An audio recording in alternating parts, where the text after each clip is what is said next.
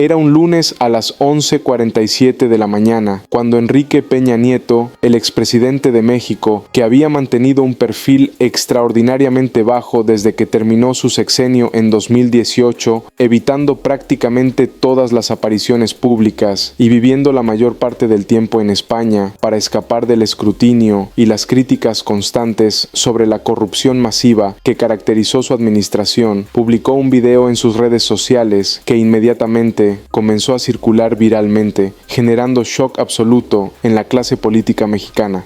En el video, que duraba aproximadamente 4 minutos, Peña Nieto aparecía sentado en lo que parecía ser una oficina elegante en Madrid, vestido formalmente con traje oscuro y corbata, luciendo notablemente más delgado y con el cabello completamente canoso comparado con sus días como presidente, y con una expresión de seriedad poco característica para alguien que durante su presidencia había sido conocido por su sonrisa constante y su aparente despreocupación por las críticas. He decidido romper mi silencio, comenzó Peña Nieto con voz pausada y calculadamente grave, porque hay situaciones que afectan tan profundamente al futuro de México y del partido que me formó políticamente que no puedo permanecer callado. Durante los últimos años he observado desde la distancia cómo el Partido Revolucionario Institucional, el PRI, el partido que gobernó México durante 70 años y que representó estabilidad y progreso para generaciones de mexicanos, ha sido completamente destruido,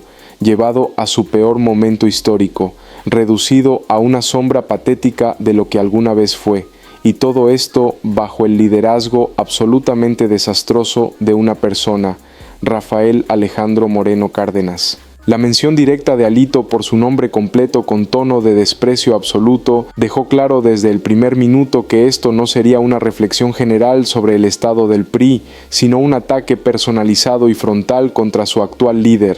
Peña Nieto continuó con creciente intensidad.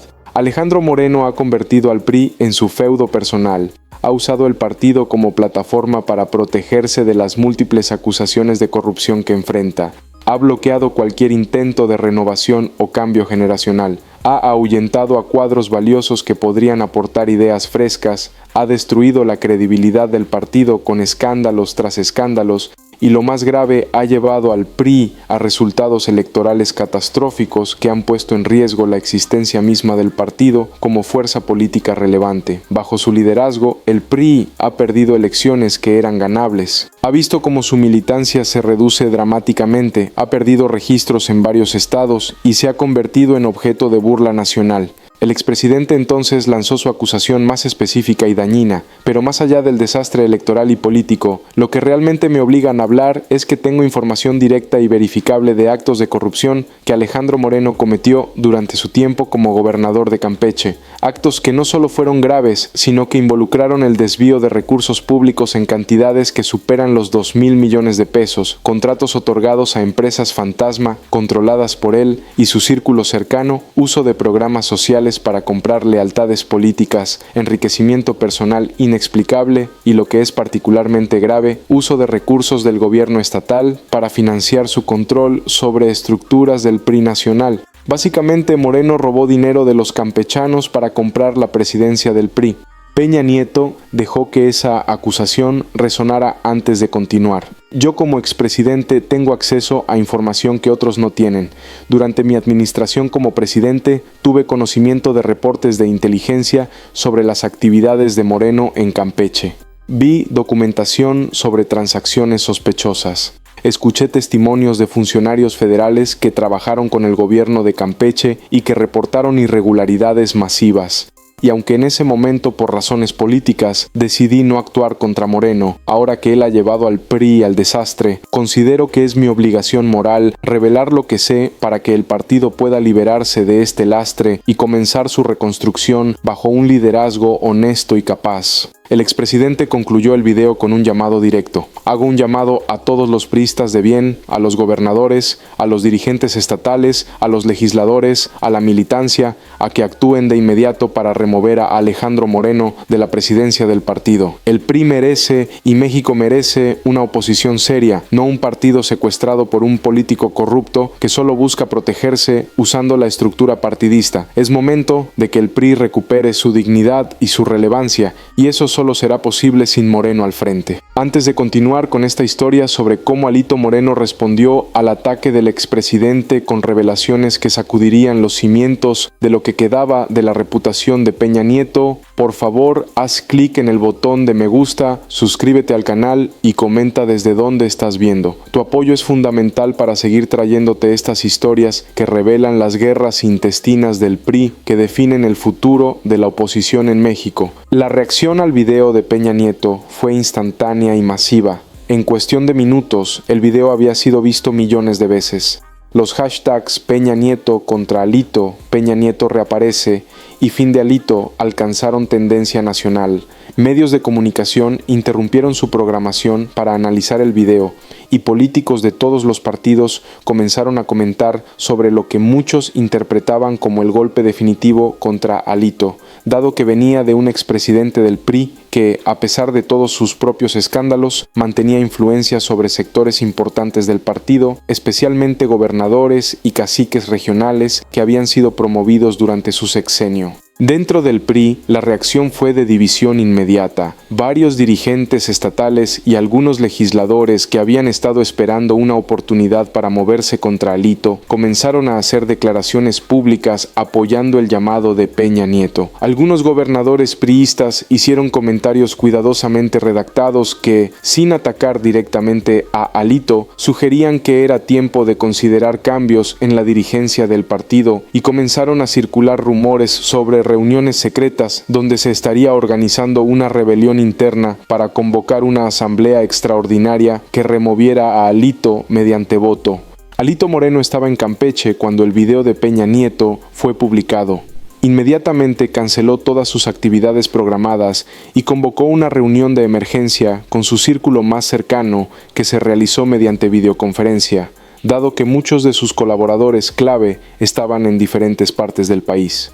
La primera reacción de Alito fue de furia absoluta. Sentía que Peña Nieto, quien había sido cómplice y beneficiario de la corrupción sistémica durante su sexenio, quien había dejado el país en una crisis de conflictos sin precedentes, quien había huido a España precisamente para evitar enfrentar consecuencias por sus propios actos, ahora tenía la audacia de señalarlo a él desde la comodidad de su exilio dorado europeo. Pero después de los primeros momentos de ira emocional, el cerebro político de Alito comenzó a trabajar fríamente, analizando la situación, identificando por qué exactamente Peña Nieto había decidido atacarlo en este momento específico, quienes probablemente estaban detrás de este movimiento, y más importante, qué información tenía él sobre Peña Nieto que podría usar como contraataque devastador. Y mientras su equipo discutía diferentes estrategias de respuesta, Alito recordó algo que había guardado cuidadosamente durante años, esperando el momento correcto para usarlo. Durante su tiempo como gobernador de Campeche, Alito había desarrollado relaciones cercanas con varios funcionarios de la administración federal de Peña Nieto. Algunos de esos funcionarios eventualmente se habían desilusionado con la corrupción masiva que habían presenciado y habían decidido documentar secretamente lo que estaban viendo como una especie de seguro personal en caso de que algún día fueran señalados como chivos expiatorios, y algunos de esos funcionarios habían compartido esa documentación con Alito en momentos diferentes por diversas razones, confiando en que el gobernador de Campeche era alguien que entendía cómo funcionaba el juego del poder y que valoraría tener información que pudiera ser útil en el futuro.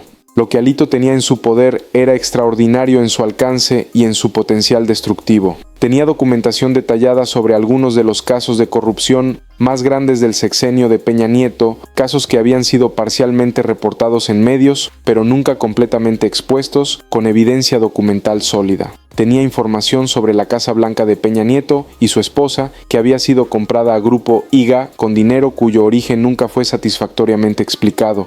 Tenía documentación sobre contratos del Tren México-Querétaro, que había sido cancelado después de escándalos de conflicto de interés, pero donde nunca se había investigado completamente el dinero que había cambiado de manos.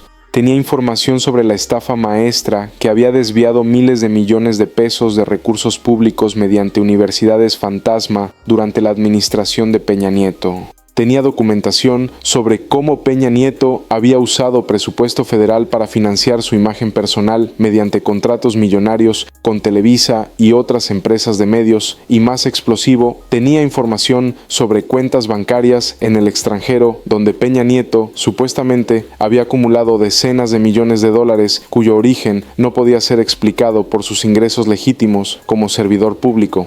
Alito tomó una decisión que definiría el resto de esta batalla. En lugar de simplemente defenderse de las acusaciones de Peña Nieto o de responder con negaciones genéricas, lanzaría un contraataque nuclear que expondría al expresidente de manera tan devastadora que Peña Nieto se arrepentiría de haber salido de su cómodo retiro en España para atacarlo. Sabía que esto podría tener consecuencias impredecibles y que estaría quemando puentes con sectores del PRI que todavía mantenían lealtad a Peña Nieto, pero también sabía que si no respondía con fuerza máxima el ataque del expresidente, podría efectivamente terminar su liderazgo del partido.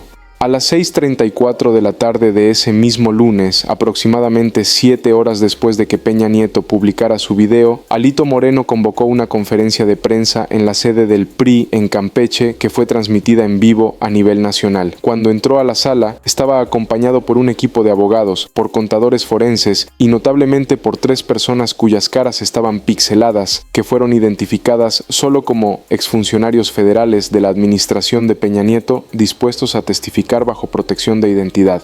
Buenas tardes, comenzó Alito con voz controlada pero cargada de intensidad apenas contenida. Esta mañana Enrique Peña Nieto publicó un video atacándome y acusándome de corrupción. Un video que representa el colmo de la hipocresía, viniendo de quien probablemente es el expresidente más corrupto en la historia moderna de México. Un hombre que saqueó este país durante 6 años, que permitió que el conflicto alcanzara niveles sin precedentes mientras él se preocupaba más por su imagen y su peinado, y que ahora vive en el lujo en España con dinero que no puede explicar de dónde salió. Hizo una pausa dramática dejando que las cámaras capturaran su expresión de indignación. Peña Nieto me acusa de desviar recursos en Campeche. Dice que tiene información sobre mi supuesta corrupción. Bueno, pues yo también tengo información, señor expresidente. Información que he guardado cuidadosamente durante años. Información proporcionada por personas que trabajaron en su administración y que están hartas de su hipocresía. Y voy a presentar esa información ahora para que todo México vea quién realmente es el corrupto en esta situación. Las pantallas detrás de Alito se encendieron mostrando documentos mientras él comenzaba su exposición sistemática. Comencemos con la Casa Blanca, señor Peña Nieto. Esa mansión de $7 millones en Lomas de Chapultepec que su esposa supuestamente compró, pero que en realidad fue un regalo del grupo IGA a cambio de contratos gubernamentales millonarios. Usted y su esposa nunca pudieron explicar satisfactoriamente de dónde salió el dinero para esa propiedad. Dijeron que era un préstamo, pero los términos de ese préstamo nunca fueron revelados completamente. Las pantallas mostraban documentación sobre la propiedad, sobre los contratos de Grupo IGA con el gobierno federal, sobre las timeline que mostraban cómo los contratos llegaron justo después de la compra de la casa. Alito continuó implacable. O hablemos del Tren México-Querétaro, ese proyecto que fue otorgado a un consorcio liderado por empresas chinas, pero que incluía como socio local otra vez al Grupo IGA. Ese proyecto que tuvo que ser cancelado por el escándalo del conflicto de interés, pero donde nunca se investigó qué pasó con los anticipos que ya habían sido pagados. Tengo documentación de esos anticipos, señor Peña Nieto. Sé exactamente cuánto dinero se pagó y sé que una parte sustancial de ese dinero terminó en cuentas controladas por personas cercanas a usted.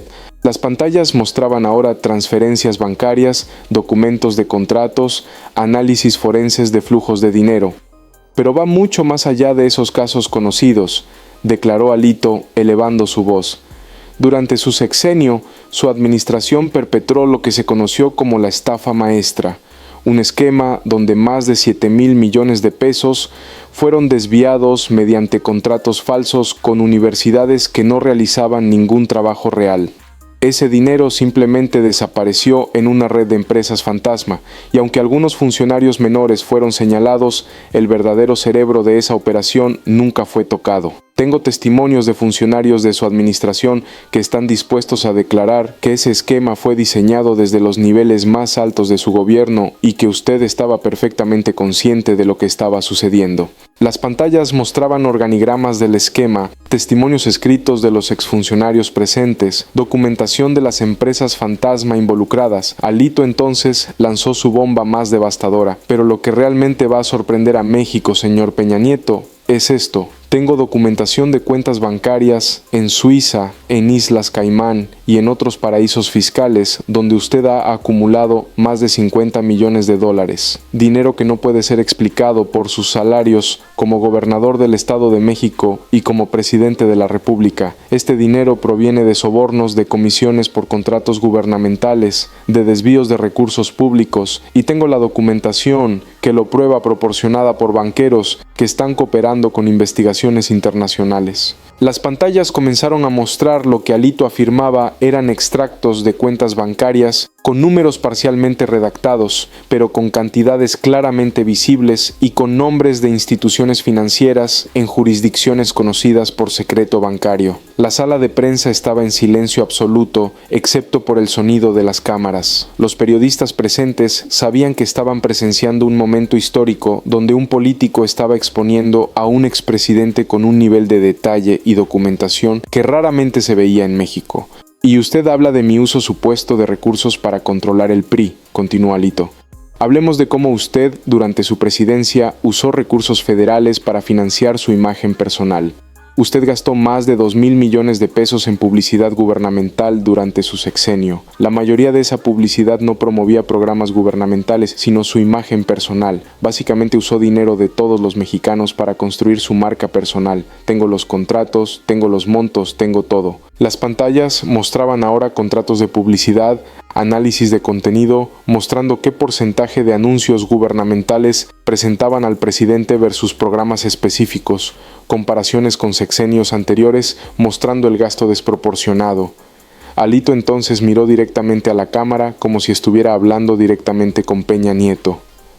Así que, señor expresidente, usted que robó miles de millones, que permitió que el conflicto destruyera a México, afectando a cientos de miles, que huyó del país para evitar enfrentar consecuencias, que vive en mansiones en España con dinero robado al pueblo mexicano, tiene la audacia de atacarme a mí y peor aún, de pedir que me remuevan del PRI cuando usted es la razón principal por la que el PRI perdió credibilidad. Su sexenio fue tan desastroso, tan corrupto, tan incompetente, que los mexicanos decidieron darle el poder absoluto a Morena solo para castigarlo a usted y al PRI que usted representaba.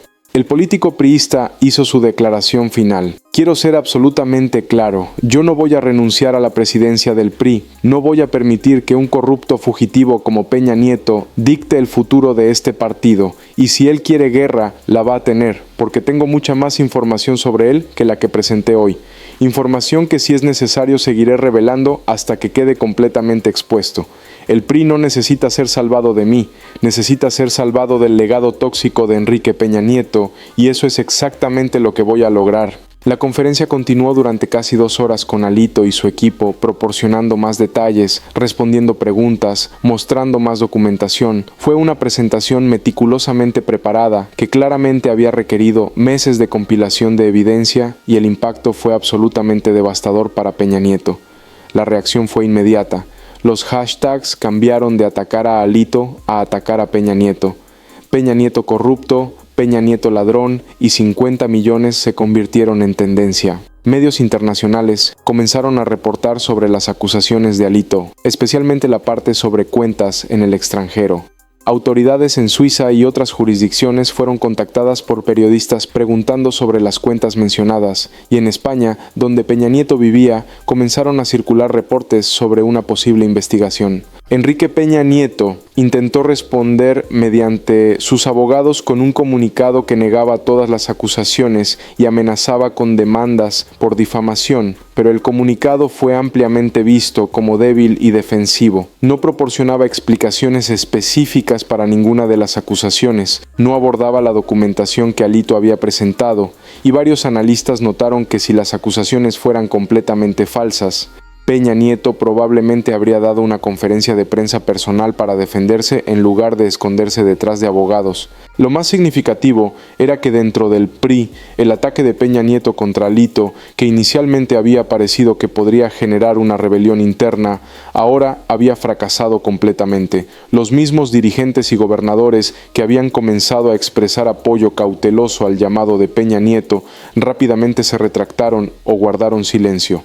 Nadie quería ser asociado con el expresidente después de las revelaciones de Alito, y el intento de Peña Nieto de hundir a Alito había resultado en que él mismo quedara expuesto y aún más desacreditado de lo que ya estaba. Alito Moreno había logrado algo extraordinario. Había convertido lo que debería haber sido un golpe devastador por parte de un expresidente en una victoria que no solo lo defendía, sino que destruía completamente la credibilidad de su atacante. Había demostrado una vez más que estaba dispuesto a jugar el juego del poder sin límites, que tenía información devastadora sobre sus enemigos que había guardado estratégicamente para momentos como este, y que cualquiera que intentara hundirlo terminaría hundiéndose a sí mismo. Era una lección brutal sobre cómo la guerra política en México funcionaba realmente y sobre por qué Alito, a pesar de todos sus problemas, seguía siendo tan difícil de remover del poder.